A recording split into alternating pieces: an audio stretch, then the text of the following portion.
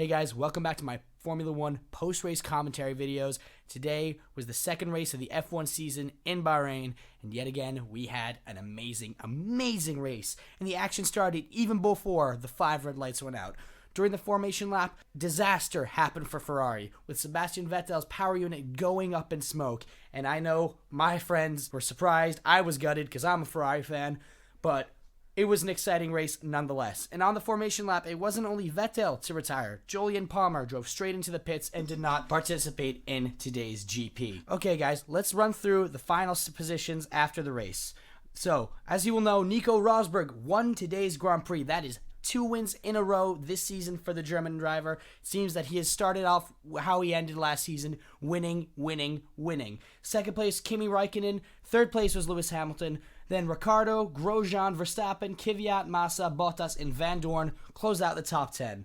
Magnussen, Ericsson, Verline, Perez, Nasser, Hulkenberg, and Haryanto were the last drivers to finish the race. There were 5 retirements in today's GP, and those would be Carlos Sainz for Toro Rosso, Esteban Gutierrez for Haas F1, Jenson Button for McLaren, Sebastian Vettel for Ferrari, and Jolyon Palmer for Renault. Let's talk a little bit about the race now. The beginning was very exciting. When the 5 red lights went out, all the cars rushed towards the first corner. Mercedes have still been struggling with their starts. We saw that in Australia. We saw that again in Bahrain, and I think it's something that we're going to continue to see throughout the race. And Raikkonen actually had a very poor start, went back into like 6th or 7th position.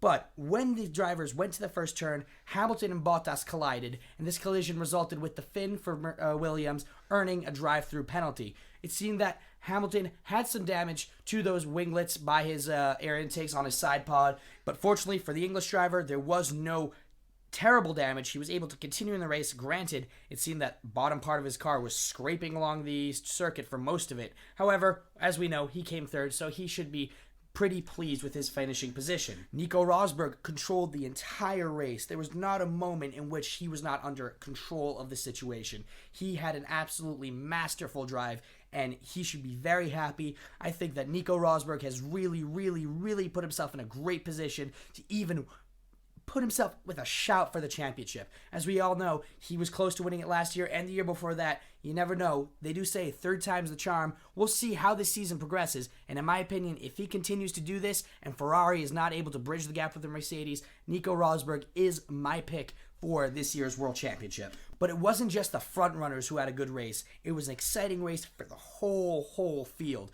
The midfielders were battling. The back markers were battling.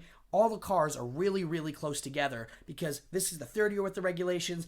Everyone understands what needs to be done for the cars. Everyone understands how the cars are going to perform at their best, and that is what we're seeing. Granted, there are some cars in the team. There are some teams, actually, that have been disappointing, in my opinion. Look at Force India, a team that, when they came out in 2006, if I remember correctly, they were okay. They were back markers, but in the past years, they've been able to solidify themselves as solid midfield cars. However, it seems that they don't have the budget. Even if they have that Mercedes engine, it doesn't look like their aero package is enough for them to continue to be competitive. Same thing goes for Sauber. They have a very good engine with Ferrari, but their drivers, granted they are good, Felipe Nasr and Marcus Ericsson, it doesn't seem that the car allows them to fight for points, which in my opinion is what they should be fighting for. They are a team that has a lot of rich history in Formula One, so I would think that the Swiss team is aiming for more points. Speaking of teams that are vying for more points, Manor Racing Team. Oh my goodness. What a fantastic drive by the young German Pascal Wehrlein. He was able to put the team in 13th position. That is an excellent drive by him for a team that was nearly bankrupt 2 seasons ago, that barely made it to the grid. Granted, Rio Haryanto ended 17th. It's still something they can build upon. If they continue to perform the way they have been, they will find themselves ahead of the other teams that haven't gotten any points. They will be able to get more of this prize money. So mark my words, with this new Mercedes partnership that they have, I am predicting now that we're going to see Manor score a few points here and there. I'm not saying they're going to be fighting for podiums. I'm saying they're going to be coming 8th, 9th, 10th, but every once in a while, because the car isn't the fastest. It has a good engine, a decent aero package, but what they do have is a young, ballsy driver. And on the topic of young drivers, Max Verstappen was able to bring his Toro Rosso to 6th position, gaining good points, and yet again, finishing way in front of his teammate Carlos Sainz, who retired from the race for technical issues. So, yet again, I've been hammering this point home. This rivalry, this team, Toro Rosso has a very fierce rivalry between its drivers at the moment, and I think Max Verstappen is coming out on top. But then again, we'll see how Carlos Sainz does when his car is in tip-top shape. This weekend, we also saw a rookie participate in his first Formula One race. Stoffel Van Dorn, the GP2 champion, the young Belgian, made his debut with McLaren because, as you will know, Fernando Alonso was not cleared by the medics to race this weekend due to his terrible crash in Australia 2 weeks ago. And Van Dorn actually had a very solid race. He placed himself in 10th position, getting a point on his first ever race. And I'm not saying this is going to happen, but last time a rookie started his first race in the middle of the season and gained a point, that was Sebastian Vettel back in 2007. Who knows? Van Dorn definitely has the talent. Let's see if in the coming years he will be able to get himself a seat, will be able to be competitive, and who knows, he could win a race here and there and potentially go for a championship. And speaking of championships, it seems that Sebastian Vettel has suffered a very big setback in his championship hopes. The Ferrari driver suffered a massive engine failure in the formation lap, as I've already told you, and as a result has gotten no points. This is not the first time Ferrari's had an engine failure. You remember in Australia, Kimi Raikkonen's engine went up in flames during the race. So I'm wondering, is the Ferrari package a little unstable? Is there an issue with the cooling? Is there an issue with the exhaust?